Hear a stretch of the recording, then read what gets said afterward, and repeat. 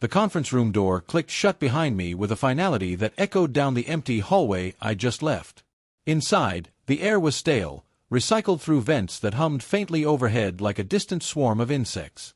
The long mahogany table gleamed under the fluorescent lights, reflecting the four faces arranged around it in a tableau of corporate theater. Elena Voss sat at the head, posture impeccable, her charcoal blazer tailored sharp enough to cut glass. She'd been VP of Operations for exactly 12 days, long enough to rearrange the org chart, short enough that most people still whispered her name like a rumor. Her dark hair was pulled into a low knot, not a strand out of place, and her eyes, cool gray, assessing, fixed on me as if I were a spreadsheet error she intended to correct. To her right sat Karen from HR, mid-40s, perpetually neutral expression, clipboard balanced on her knee like a shield. She'd delivered 100 of these speeches. Her voice would be soft, practiced, laced with just enough empathy to avoid lawsuits. My direct manager, Raj, occupied the chair to Elena's left. He'd been my advocate for years, but now he stared at the tables with grain as if it held the secrets of the universe, avoiding my gaze entirely. I remained standing near the door, briefcase in hand, the weight of my laptop inside it suddenly feeling like contraband. 7 years. 7 years of turning this company's logistics from a chaotic mess of spreadsheets and whiteboards into a precision engine that saved them $23 million last fiscal year alone. I'd built it from scratch, nights blurring into mornings, coffee turning into Red Bull, code compiling while I dozed at my desk. And now, in one scheduled 30-minute meeting, it was over. Elena cleared her throat, the sound crisp in the quiet room. "Mr. Harlan," she began, my last name pronounced with a faint detachment of someone who'd only learned it from an email thread. "As part of our ongoing optimization efforts, we've made the difficult decision to eliminate your position, effective immediately." Difficult. The word hung there, ironic. Difficult for whom, exactly? Karen slid a folder across the table toward me.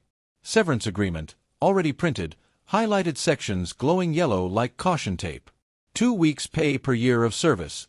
Generous by industry standards, insulting by any measure of what I'd contributed. I didn't reach for it.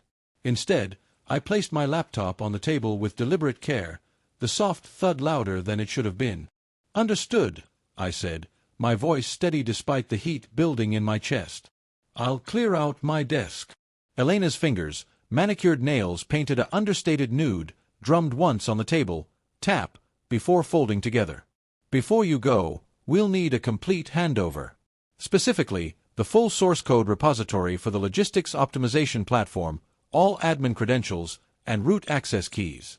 You've maintained sole ownership of certain elements, and we require immediate transition to ensure operational continuity." Raj finally looked up, brow furrowing in confusion. He'd been in the loop on some of this, but clearly not all. Karen's pen paused mid-note. I felt the moment stretch, elastic and dangerous. The system. My system. Not just code, it was architecture, algorithms refined over thousands of hours, machine learning models trained on proprietary data patterns, integrations with suppliers that I'd negotiated personally. It wasn't company property in the way they thought. Not entirely. I pulled out the chair opposite Elena and sat, uninvited. The leather creaked softly. "The logistics platform," I said slowly, repeating her words back to her. "The one that reduced delivery delays by 42% last quarter. The one currently routing 287 trucks across 14 states in real time." Elena's expression remained composed, but I caught the microscopic tightening at the corners of her mouth. "Precisely. As intellectual property developed during your employment." "It wasn't," I interrupted, calm but firm. The word cut through her sentence like a blade through silk. The room temperature seemed to drop 5 degrees. Karen shifted in her seat. Raj's eyes darted between us, wide now. "Excuse me," Elena said, voice still smooth but edged with something new, uncertainty, perhaps. Or the first hint of anger. I leaned forward slightly, elbows on the table.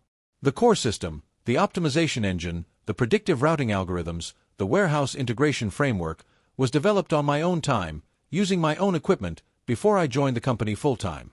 I licensed it to the company through a personal services agreement. Paragraph 14, subsection C." I watched the calculation happen behind her eyes. She'd come in guns blazing, new sheriff cleaning house, eliminating what she saw as redundant headcount. But she hadn't read the fine print. They never do, until it's too late. Raj found his voice. Alex, we can work something out. Transition period, consulting contract.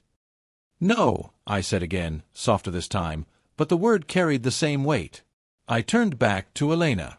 Upon termination without cause, which this clearly is, the license terminates immediately. The company retains access to cached data and existing routes for 90 days. After that, I spread my hands in a gesture of finality. Elena's composure cracked further. Color rose in her cheeks, subtle but unmistakable. This is unprecedented. You're holding the company's operations hostage over work that was mine first, I finished. Work that I chose to share because I believed in what we were building here. Past tense. Karen cleared her throat nervously. Mr. Harlan, threatening to disrupt operations could be viewed as not a threat, I corrected gently. A fact. The servers hosting the live system are in a co-location facility under my name. The domain registration, the SSL certificates, the API keys, everything points to infrastructure I control personally. You have read-only access to the dashboards. Write access requires my credentials. The silence that followed was profound, broken only by the vent's persistent hum. I could see Elena's mind racing, recalculating. She'd walked into this meeting expecting compliance, maybe some tears or anger she could deflect with HR platitudes. Instead, she'd stepped on a landmine she'd never known was there. I stood again, picking up my laptop. The weight felt different now, lighter, somehow. You'll find the original agreement in Legal's archives. Signed by David Chen, remember him? The previous VP who actually understood what he was approving. Elena's hand moved, almost involuntarily, as if to stop me from taking the laptop. Then it froze, hovering in mid-air, before retreating to her lap. Her jaw tightened. I walked to the door, each step measured. At the handle, I paused and looked back. Raj appeared shell-shocked. Karen was already typing furiously on her phone. Legal consultation incoming, no doubt. And Elena. Elena Voss, the unstoppable new VP who'd restructured 3 departments in her first week, sat very still, staring at the spot where my laptop had been. For the first time since she'd arrived, she looked human. Uncertain. Outmaneuvered. The predator realizing the prey had teeth after all. Enjoy the transition, I said quietly. Then I opened the door and stepped into the hallway. The fluorescent lights seemed brighter out here, the air fresher despite the same recycled system.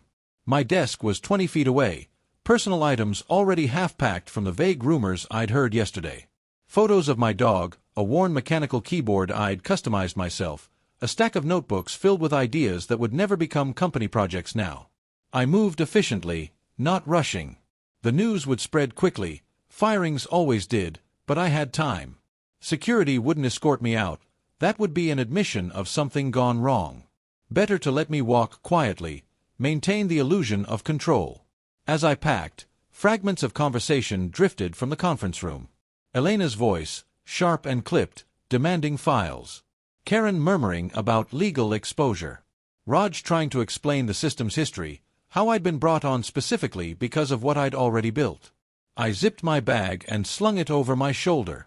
One last look around the open-plan office, colleagues pretending not to watch, some offering small waves or sympathetic smiles. Sarah from accounting caught my eye and mouthed, "Text me later." She'd want the real story. The elevator ride down was solitary, 30 floors of descent that felt like shedding weight with each passing number. In the lobby, the security guard nodded as I handed over my badge. Routine, no drama.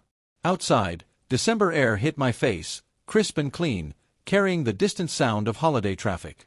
I walked to my car in the garage, each step echoing. Only when I was inside, doors locked, engine running, did the adrenaline fully hit. My hands shook slightly on the steering wheel as the reality settled in. Fired. After everything. But not broken. Because they needed what I'd built more than they needed to be rid of me. And I'd just drawn the line they couldn't cross. My phone buzzed, unknown number. I let it go to voicemail. Another buzz. This time, Raj, call me when you can. We need to talk. Then Elena's direct line, Mr. Harlan, this is Elena Voss.